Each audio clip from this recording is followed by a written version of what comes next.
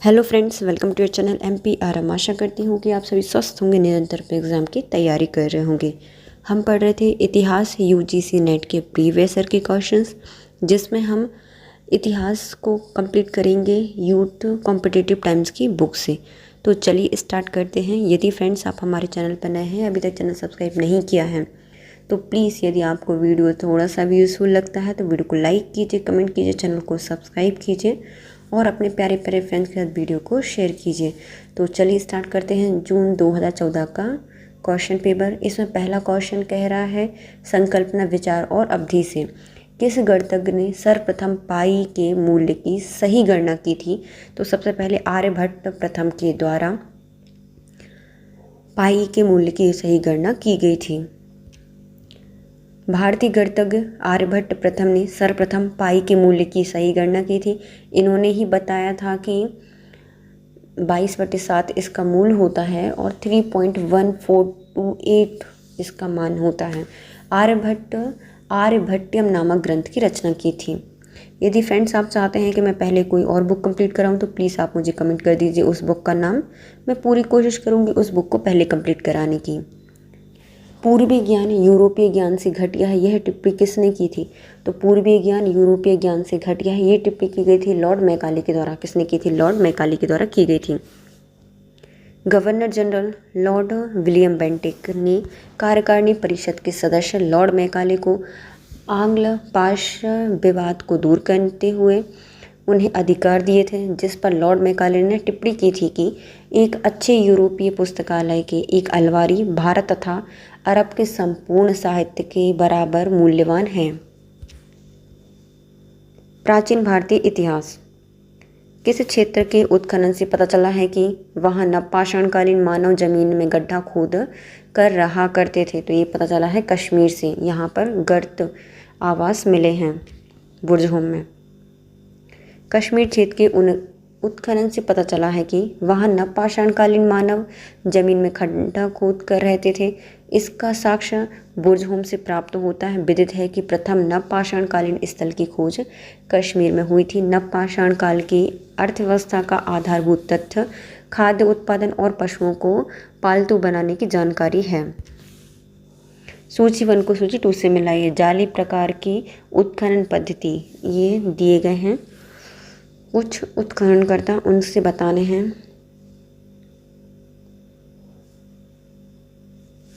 तो विद्वान REM wheeler महोदय ने हड़प्पा सभ्यता की खोज के लिए जाली प्रकार के उत्खनन पद्धति को अपनाया था। किसने? तो जो REM व्हीलर महोदय हैं, इनके द्वारा जाली प्रकार की उत्खनन पद्धति को अपनाया गया था। जबकि स्तर विन्यास का सिद्धांत थॉमस जेफरसन ने दिया था। तो स्तर विन्यास किसने दिया था? तो ये थॉमस जेफरसन के द्वारा दिया गया था। रेडियो कार्बन तिथि क्रम पद्धति को FWTV ने सुलझाया था। तो रेडियो कार्बन तिथि क्रम है, इसको किसने सुलझाया था? FWTV ने सुलझाया था।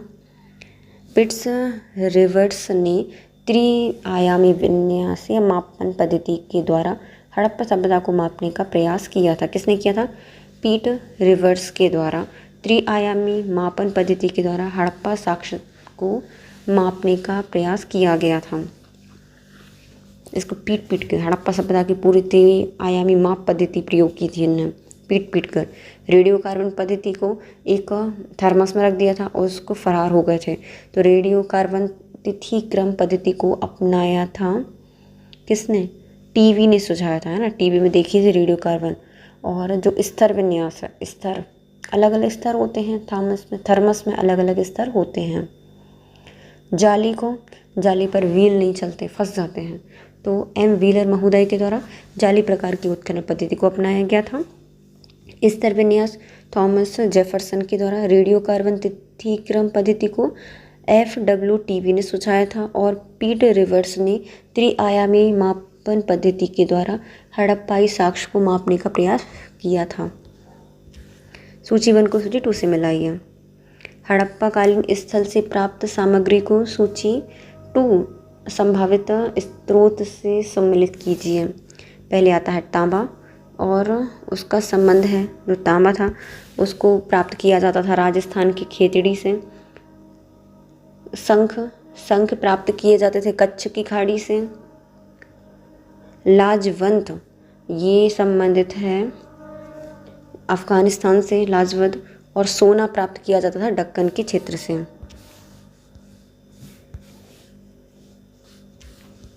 हड़प्पाई पुरा स्थल से प्राप्त सामग्री के संभावित स्रोत इस प्रकार हैं। तांबा राजस्थान से, शंख कच्छ से, लाजवद अफगानिस्तान से, सोना दक्कन से। ध्यानतलब है कि हड़प्पाई लोग स्थानीय और बाह के क्षेत्र में व्यापार करते थे। मेसोपोटामिया की सिलेंडर नुमा मोहरें लोथल से प्राप्त हुई हैं, जबकि जो स्थानीय व्यापार से पत्थर, धातु, हड्डी आदि का व्यापार होता था। युद्ध के निम्नलिखित शास्त्रों में से कौन हड़प्पा संस्कृति के अवशेषों में आप्राय है? तो हड़प्पा सभ्यता में जो संस्कृति के अवशेष थे उसमें क्या आप्राय है? तलवारें नहीं मिली थी, ढाल नहीं मिले थे, शीर्ष जो थे वो भी नहीं मिले थे, जबकि धनुष तीर मिले थे। कौन कौन नहीं मिले थे? ये नहीं मिले थे। कौन? तलवार, ढाल और शीर्ष। हड़प्पा संस्कृति के अवशेषों से युद्ध को शस्त्रों में धनुष और तीर प्राप्त हुए थे, जबकि तलवार, ढाल और शीर्ष की प्राप्ति हड़प्पाई संस्कृति से नहीं हुई थी। ज्ञानतलब है कि हड़प्पा संस्कृति औजार और हथियार सरल किस्म के थे, क्योंकि हड़प्पा सभ्यता के लोग युद्ध प्रिय कम और शांति प्रिय अधिक थे। निम्नलिखित पुरोहित में से कौन यज्ञ के संपादन का निरीक्षण करता था? तो यज्ञ के संपादन का निरीक्षण करते थे कौन? ब्रह्म करते थे। ऋग्वेद काल में अनेक यज्ञ प्रचलन में थे। यज्ञों में राजा तथा प्रजा दोनों ही भाग लेते थे। यज्ञों में विभिन्न श्रेणियों के पुरोहित होते थे, जैसे होता जो कि मंत्र उच्चारण करता था, अधर्व्यू यह पूजा से सामग्री हाथों के काम में करता था, उद्गाता यह सामवेद का गायन करता था, जबकि ब्रह्म यज्ञ के संपादन का निरीक्षण करते थे। सूची 1 को सूची 2 से मिलाइए। सूक्त दिए गए हैं और उनसे संबंधित बताने ही किससे संबंधित है। श्रोत सूत का संबंध है बलि संबंधी नियम से। बलि संबंधी नियम होते हैं श्रोत सूत्र में। गृह सूत्र में होते हैं घरेलू अधिकार। धर्म सूत्र में होते हैं धर्म तथा विधि। और शुल्ब सूत्र के अंतर्गत आते हैं यज्ञ वेदी को मापना। शुल्ब सूत्र के अंतर्गत क्या आता है? यज्ञ वेदी को मापना। वैदिक साहित्य को अक्षुण्ण बनाए रखने और संक्षिप्त रखने के लिए सूत्र संहिता की रचना 6ठी शताब्दी ईसा पूर्व से 3री शताब्दी ईसा पूर्व के मध्य हुई है। इनकी कुल संख्या 6 है, जिसमें शिक्षा, कल्प, व्याकरण, निरुक्त, छंद और ज्योतिष आते हैं। वैदिक स्वरों के शुद्ध उच्चारण के लिए शिक्षा शास्त्र की रचना की गई थी। कल्प की तात्पर्य कर्मकांड अर्थात विधि नियमन से है। इसके 3 भाग होते हैं। श्रोत सूत्र, इसमें यज्ञ बलि संबंधी विधान होते हैं। इसका एक भाग शुल्ब सूत्र है, जिसमें यज्ञ वेदियों के मापन का उल्लेख है। इसी में रेखा गणित का प्रारंभ माना जाता है।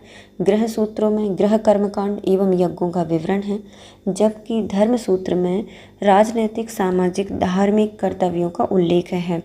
व्याकरण का काम भाषा को वैज्ञानिक शैली प्रदान करना है। निरुक्त का अर्थ व्युत्पत्ति शास्त्र।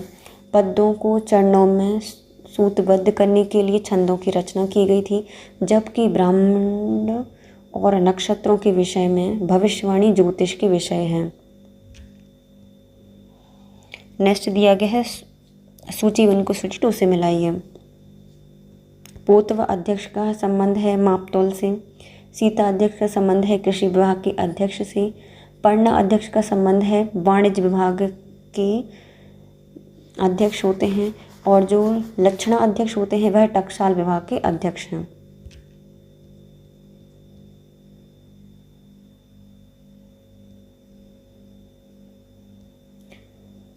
मौर्यकालीन अधिकारी और उनसे संबंधित विभाग। पहले आते हैं लक्षणा अध्यक्ष। इनका संबंध है टकसाल विभाग के अधीक्षक से।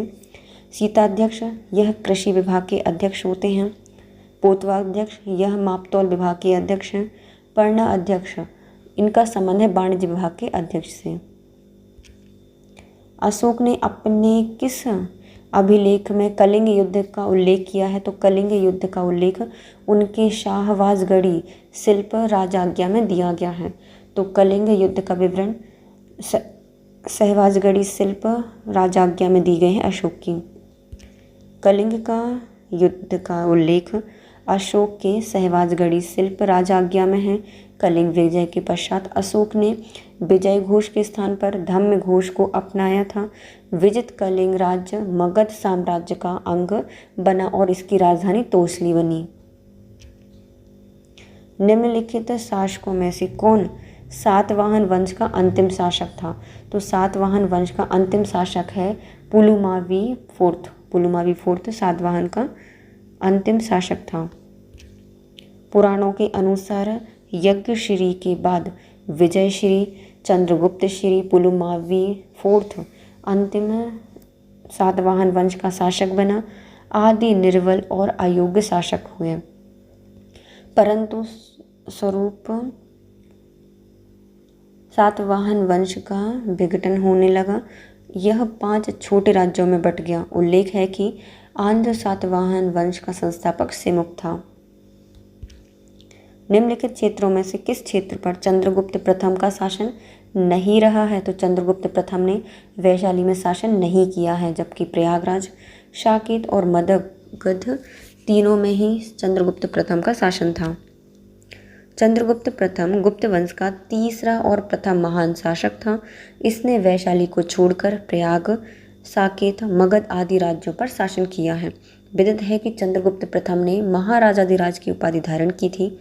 चंद्रगुप्त को गुप्त संवत का संस्थापक भी माना जाता है। निम्नलिखित बौद्ध पुरास्थलों का सही कालानुक्रम क्या है? तो बौद्ध पुरास्थलों का सही कालानुक्रम होगा सांची, अमरावती, नागार्जुनकोंडा और नालंदा। सांची, अमरावती, नागार्जुनकोंडा और नालंदा। बौद्ध पुरास्थलों का सही कालानुक्रम इस प्रकार है: सांची, अमरावती, नागार्जुनकोंडा और नालंदा। विदित है कि नालंदा पुरास्थल वर्तमान बिहार राज्य, नागार्जुनकोंडा और अमरावती आंध्र प्रदेश और सांची मध्य प्रदेश राज्य में स्थित बौद्ध पुरास्थल हैं। निम्नलिखित अधिकारियों में से कौन सा अधिकारी मौर्य काल के प्रशासन में नहीं है? तो मौर्य काल के प्रशासन के अंतर्गत नायक नहीं आते, जबकि प्रदेशिक, युक्त और राजुक होता है। नायक नामक अधिकारी को छोड़कर प्रदेशिक, रजुक और युक्त आदि मौर्य प्रशासन के प्रमुख अधिकारियों में से एक है। प्रदेशिक का कार्य अपने अधिकार क्षेत्र के अंतर्गत संपूर्ण प्रशासन का निरीक्षण करना, जबकि रजुक का कार्य भूमि सर्वेक्षण, राजस्व निर्धारण से जुड़ा हुआ है। नायक का कार्य सेना एवं संचालक, नगर का रक्षक करना होता है। यह विजयनगर के प्रशासन से संबंधित था। कौन? नायक। नायक मतलब सबकी रक्षा करेगा, संचालक है सेना का, नगर का रक्षक है, विजयनगर साम्राज्य से संबंधित है। रजुक ये राजस्व देखता है, राजस्व निर्धारण करेगा और भूमि सर्वेक्षण करेगा।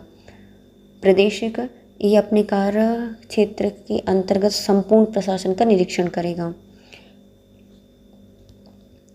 मध्यकालीन भारतीय इतिहास से संबंधित प्रश्न।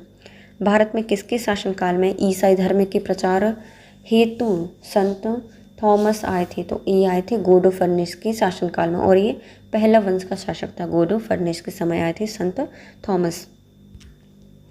पहला वंश का सर्वाधिक शक्तिशाली शासक गोडो फर्निस था, जिसकी राजधानी तक्षशिला थी।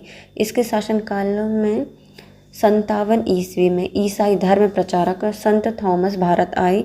यह भारत में ईसाई धर्म के प्रथम प्रवेश था। उल्लेखनीय है कि गोडो फर्निस संत थॉमस के बीच संबंधों का प्रथम उल्लेख सीरियाई ग्रंथ एक्ट्स ऑफ सेंट थॉमस में किया गया है। किसमें है? सीरियाई ग्रंथ एक्ट्स ऑफ संत थॉमस में इनका उल्लेख दिया गया है कि गोडो फर्निस के समय भारत आए थे। सूची 1 को सूची 2 से मिलाइए। कथन को कारण बताइए। कथन कहता है कि भारत में तुर्क साम्राज्य की स्थापना के साथ ही इतिहास लेखन कला दृढ़ता से स्थापित हो गई थी। तो ये सही हो जाएगा। दूसरा, सल्तनत काल में भारत में कागज उद्योग विकसित हुए थे, ये भी सही हो जाएगा और ये इसकी सही व्याख्या नहीं करता। भारत में तुर्क साम्राज्य की स्थापना के साथ ही इतिहास लेखन कला दृढ़ता से स्थापित हुई थी। इस समय के इतिहास की जानकारी अलबरूनी तहकीके हिंद, सिराज तबकात ए नासिरी, अमीर खुसरो की रचनाओं से मिलती है। विदित है कि सल्तनत काल में कागज का विकास हो गया था। यह किसका कथन है कि दिल्ली की राजगीर और संगत राश समस्त मुसलमान जगत में पाए जाने वाले उन शिल्पकारों से अधिक उत्तम थे।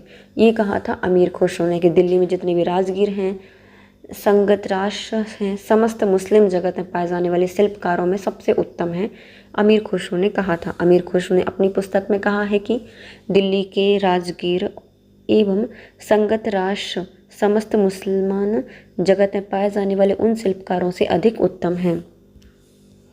सल्तनत काल में सेना की प्रशासनिक देखभाल निम्नांकित में से कौन करता है? तो सेना की जो प्रशासनिक देखभाल है वह करते हैं आरिज़-ए-मुमालिक।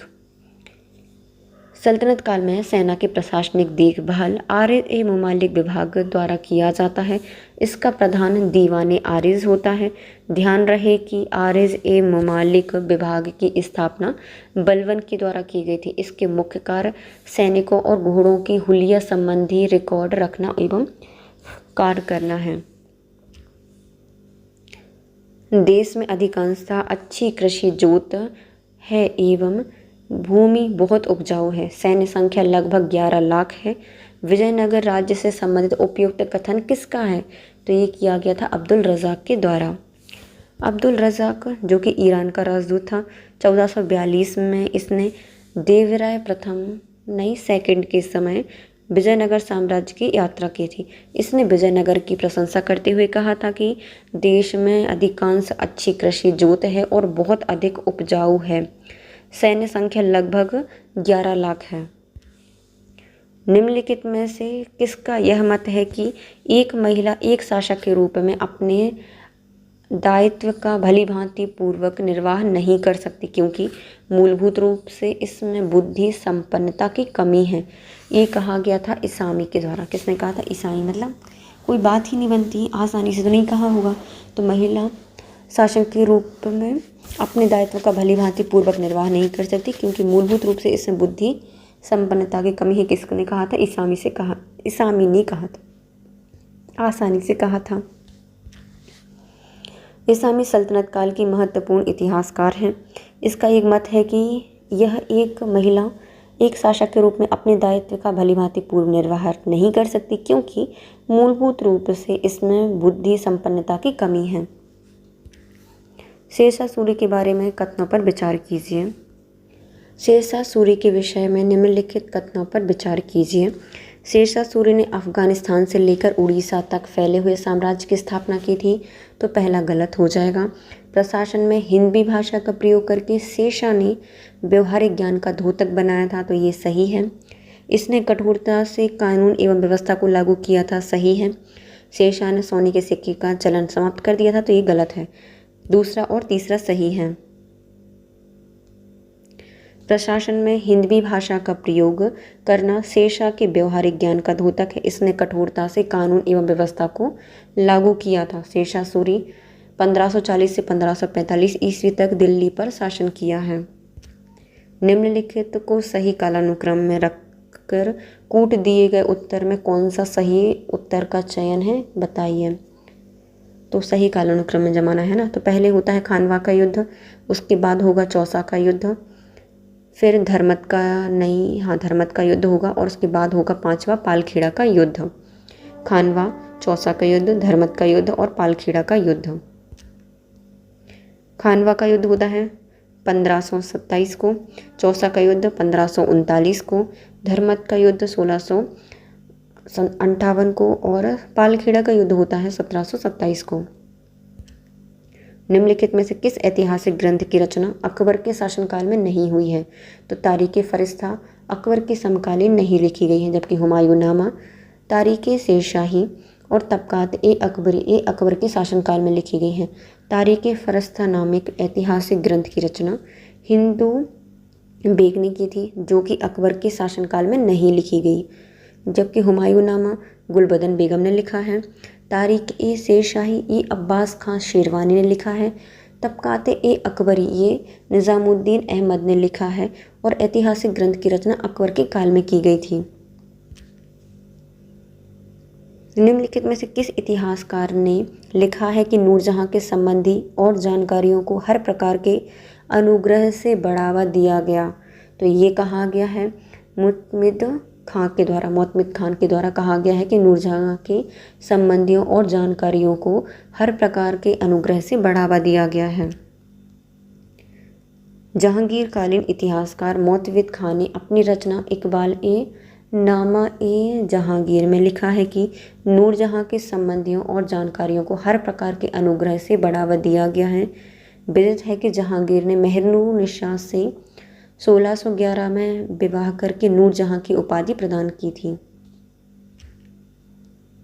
निम्नलिखित में से कौन सा कथन सही है बताइए। तो एक अमीर अपने पूर्वज एक पीढ़ी से अधिक मुगल शासकीय सेवा में रहे थे, इन्हें खानाजात कहा जाता था। तो ये सही हो जाएगा कि यदि एक अमीर है अपने पूर्वज एक पीढ़ी से अधिक यदि मुगल शासकीय सेवा में रहता है तो उसे क्या कहा जाता? खानजात कहा जाता था।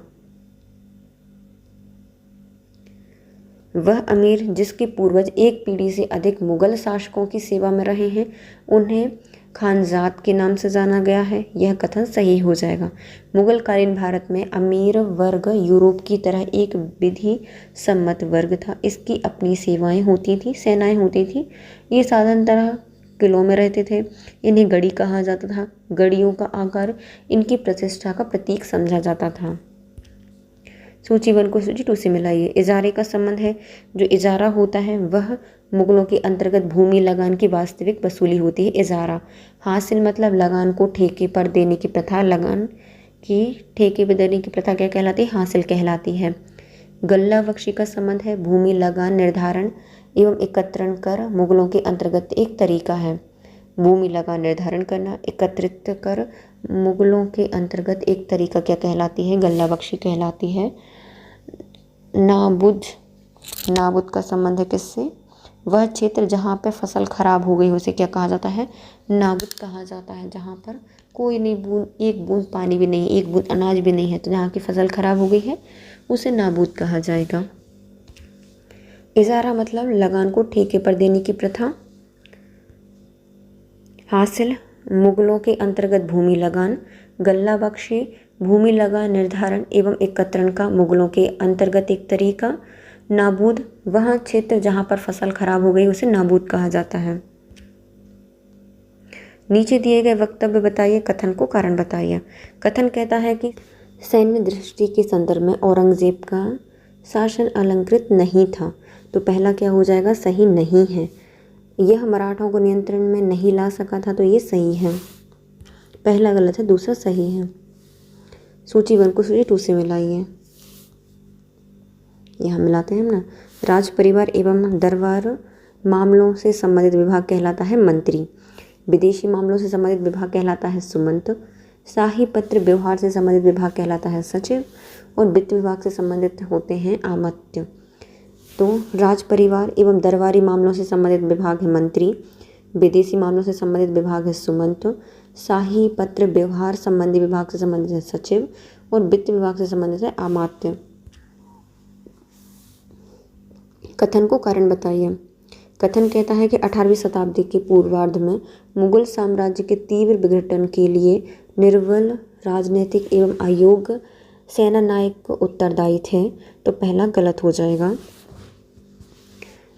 इस काल के मुगल राजनीतिज्ञ और अमीर अपने स्वार्थों की पूर्ति में व्यस्त थे। इन्हें साम्राज्य की नीति में कोई रुचि नहीं थी, तो ये सही हो जाएगा। पहला गलत है, दूसरा सही है। 18वीं शताब्दी के पूर्वार्ध में मुगल साम्राज्य के तीव्र विघटन के लिए निर्बल राजनीतिक एवं अयोग्य सेना नायक उत्तरदायी थे। कारण इस काल के मुगल राजनीतिक एवं अमीर अपने स्वार्थों की पूर्ति में व्यस्त थे। इन्हें साम्राज्य की नीति में कोई रुचि नहीं थी। उपरोक्त कथन में ए गलत है और आर सही है। मुगल साम्राज्य का पतन भारतीय इतिहास की एक अत्यंत महत्वपूर्ण घटना थी। यह घटना मध्यकालीन भारत का अंत कर आधुनिक भारत की नींव डाली। इतिहासकारों का मानना है कि मुगल साम्राज्य के पतन में औरंगजेब की नीतियाँ, जिसमें धार्मिक, राजपूत, दक्कन आदि तथा मुगल शासक विशेष उत्तरदायी रहे हैं। इनके कमज़ोर होने से भारत में छोटी छोटी शक्तियों का उत्थान हुआ और मुगल काल के जागीरदार, मनसबदार और अन्य अधीन राजाओं ने अपना प्रभाव बढ़ाया। मुगल काल में अनेक विद्रोह, कृषि संकट, दरबार में गुटबंदी उत्पन्न की, जो कि मुगल साम्राज्य के बिखराव एवं आंतरिक संघर्ष, विघटन और पतन का कारण सिद्ध हुई। मुगल प्रशासन बहुत दूर तक केंद्रित था। इसकी सफलता सम्राट की योग्यता पर निर्भर करती थी। योग्य सम्राट के अभाव में साम्राज्य का टूटना अवश्यंभावी था। पूर्वाग्रह और पक्षपात आलोचनात्मक दृष्टि को धुंधला करते हैं और आलोचनात्मक अन्वेषण को बाधित करते हैं। यह कथन किस मध्ययुगीन इतिहासकार का है? तो ये कहा था इब्न खालदून के द्वारा कहा था कि पूर्वाग्रह, पक्षपात आलोचनात्मक दृष्टि को धुंधला करते हैं और आलोचनात्मक अन्वेषण को बाधित करते हैं। यह मध्यकालीन इतिहासकार इब्न खालदून ने कहा था। इब्न खालदून ने अपनी पुस्तक तहकीक-ए-हिंद में भारत की वास्तविक स्थिति की ईमानदारी के साथ व्याख्या की। अल-बरूनी ने भी कहा था कि पूर्वाग्रह और पक्षपात आलोचनात्मक दृष्टि को धुंधला करते हैं, जो कि आलोचनात्मक अन्वेषण को बाधित करते हैं। आधुनिक भारतीय इतिहास 19वीं शताब्दी के उत्तरार्ध में भारतीय पूंजीवादियों के हाथ में मात्र कौन सा प्रमुख उद्योग था? बताइए।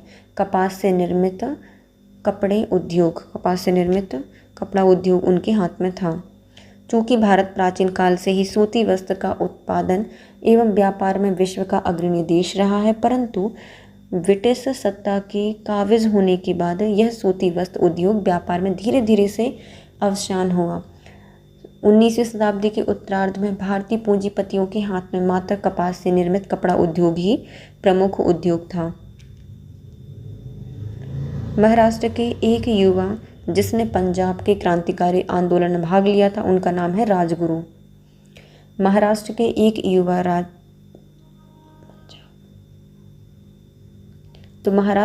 एक युवा जिन्होंने पंजाब के क्रांतिकारी आंदोलन में भाग लिया था, इनका नाम है राजगुरु। महाराष्ट्र के युवा हैं राजगुरु। इन्होंने पंजाब के क्रांतिकारी आंदोलन में भाग लिया था। इस समय पंजाब का सबसे युवा क्रांतिकारी भगत सिंह थे। इन्होंने केंद्रीय असेंबली में बम फोड़ा था। उल्लेखनीय है कि राजगुरु सुखदेव को मार्च 1931 में भगत सिंह के साथ लाहौर जेल में फांसी दी गई थी। शहीद राजगुरु का पूरा नाम शिवराम हरि राजगुरु था। इनका जन्म 24 अगस्त 1908 को महाराष्ट्र के पुणे में हुआ था। निम्नलिखित में से किसने कहा है कि राजनीतिक डकैतियों का लक्ष्य सरकारी धन को प्राप्त करना है? तो ये कहा गया था रामप्रसाद बिस्मिल के द्वारा कि राजनीतिक डकैतियों का लक्ष्य क्या है? सरकारी खजाने को प्राप्त करना। भारतीय राष्ट्रीय आंदोलन के युवा क्रांतिकारी रामप्रसाद बिस्मिल ने कहा था राजनीतिक डकैतियों का लक्ष्य सरकारी धन को प्राप्त करना है। उल्लेखनीय है कि रामप्रसाद बिस्मिल ने अन्य साथियों, खासकर चंद्रशेखर आज़ाद के साथ मिलकर 10 डाउन ट्रेन से सरकारी खजाना काकोरी नामक स्टेशन पर लूटा था।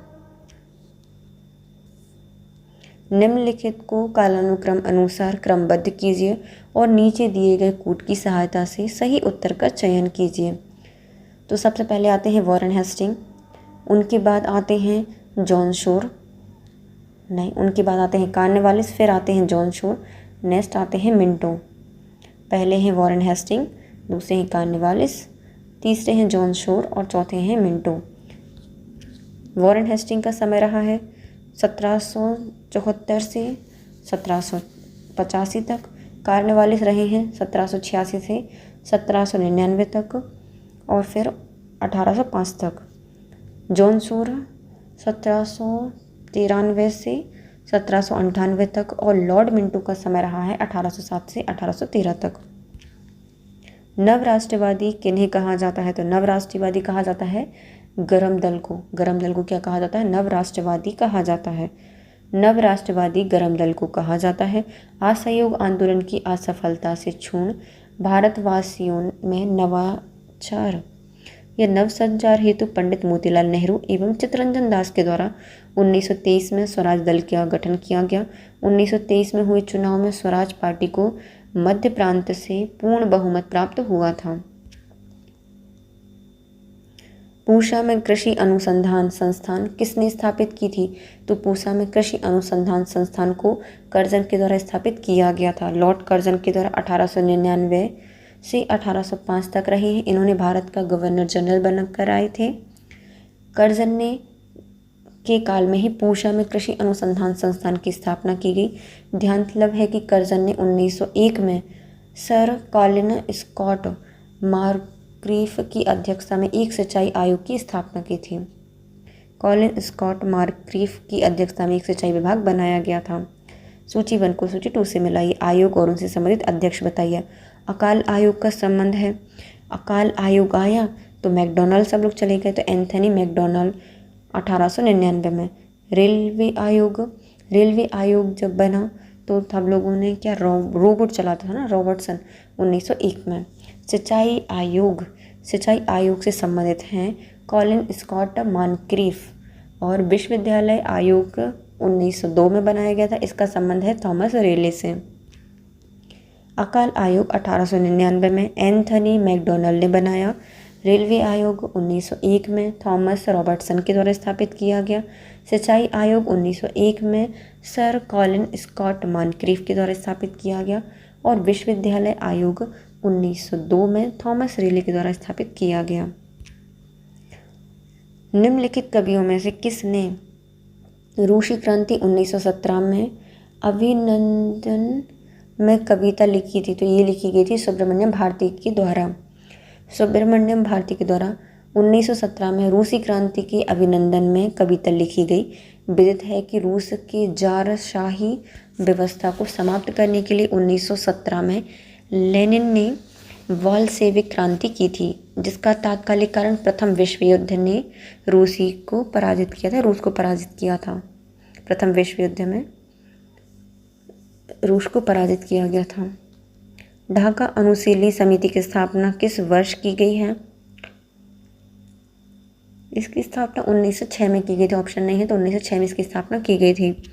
ढाका अनुशीलनी समिति की स्थापना 1906 में पुलिन बिहारी दास की पहल पर की गई थी। मार्च 1902 में सतीश चंद्र बसु द्वारा अनुशीलनी समिति की स्थापना की गई। 1905 में इस आंदोलन की प्रगति बहुत मामूली रही, पर उस साल स्वदेशी आंदोलन के प्रारंभ में गुप्त संगठनों की कार्यवाही में तेजी रही। इस समिति की स्थापना के बाद दिसंबर में क्रांतिकारियों का एक अखिल बंगाल सम्मेलन हुआ। इसी साल युगांतर नाम से एक क्रांतिकारी साप्ताहिक पत्रिका का प्रकाश प्रारंभ हुआ था।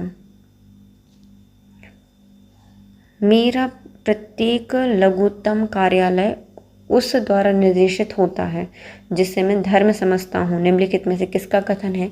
तो ये था महात्मा गांधी का कि मेरा प्रत्येक लघुत्तम कार्यालय उस द्वारा निर्देशित होता है जिसमें मैं धर्म समझता हूँ। वो महात्मा गांधी ने कहा था। महात्मा गांधी ने कहा था कि मेरा प्रत्येक लघुत्तम कार्यकल्प उस द्वारा निर्देशित होता है जिसे मैं धर्म समझता हूँ।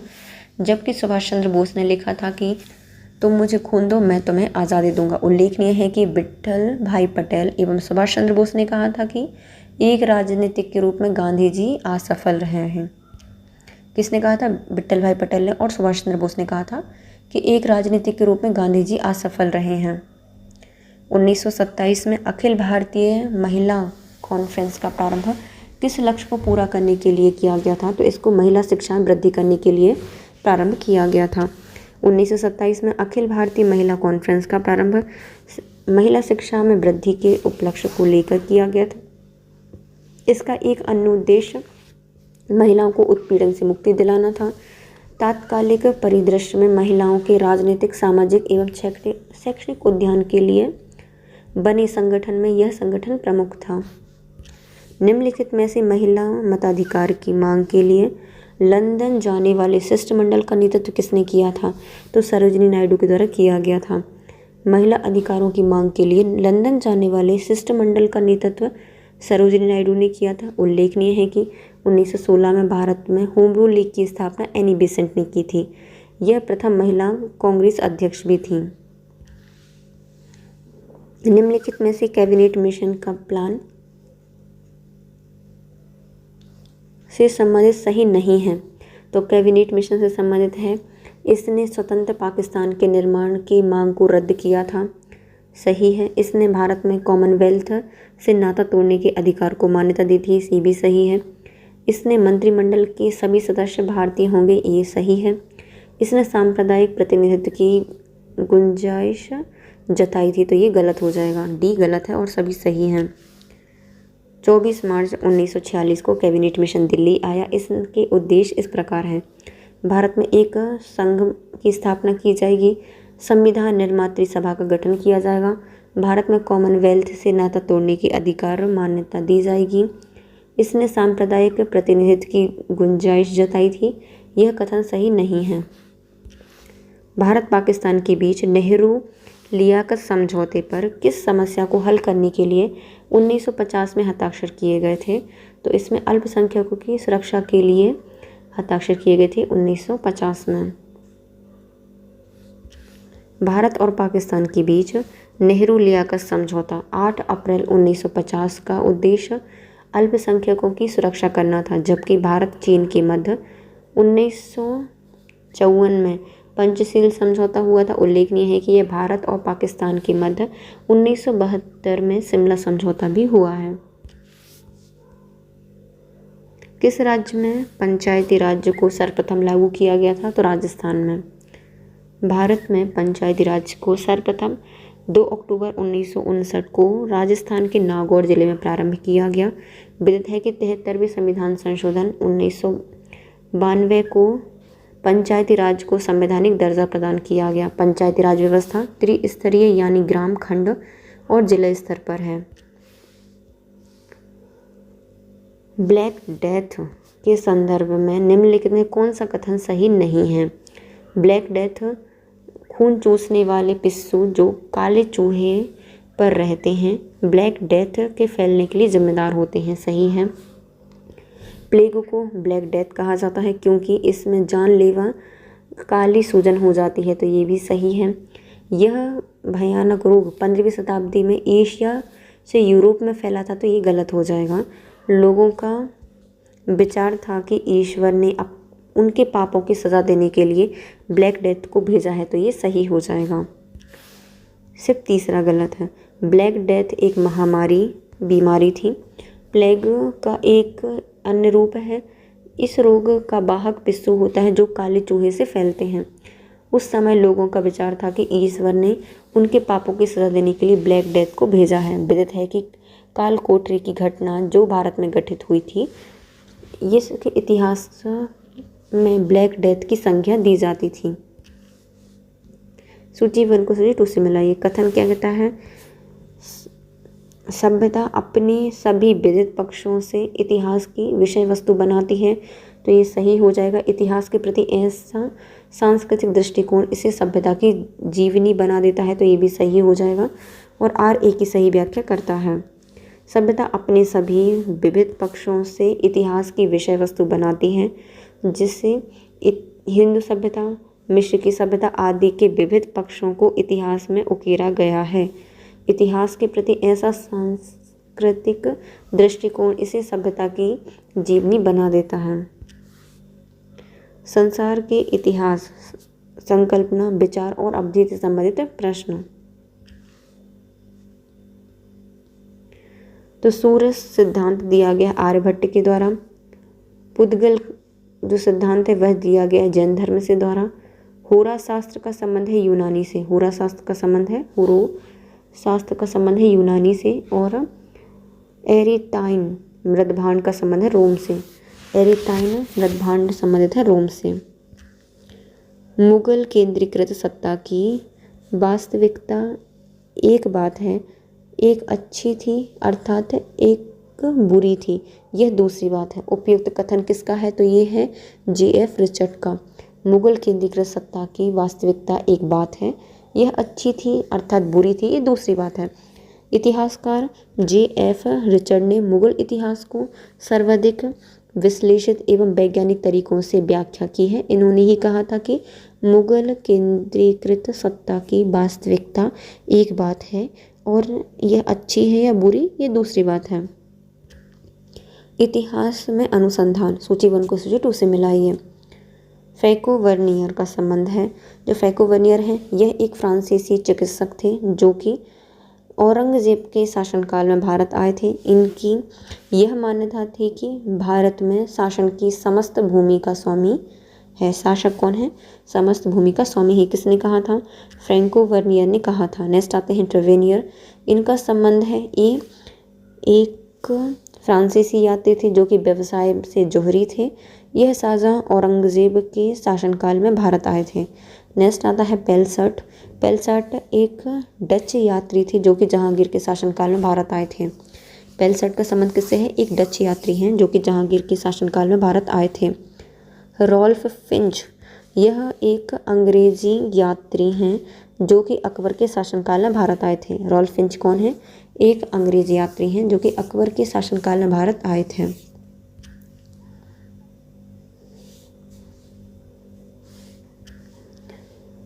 फ्रैंको वर्नियर, यह फ्रांसीसी चिकित्सक हैं जो औरंगजेब के शासनकाल में भारत आए थे। इनकी यह मान्यता थी कि भारत में शासक ही समस्त भूमि का स्वामी होता है। ट्रेवेनियर, यह फ्रांसीसी यात्री थे जो कि व्यवसाय से जोहरी थे और शाहजहां औरंगजेब के शासनकाल में भारत आए थे। पेलसट, यह एक डच यात्री थे जो कि जहांगीर के शासनकाल में भारत आए थे।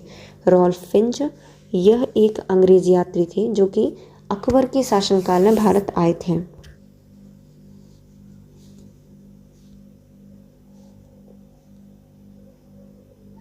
इसके साथ हमारा वीडियो होता है कंप्लीट। जो नेक्स्ट क्वेश्चन पेपर है इसको हम करेंगे नेक्स्ट वीडियो में। तो bye guys, if you like my video please share, subscribe and comment. Thank you so much guys, have a nice day.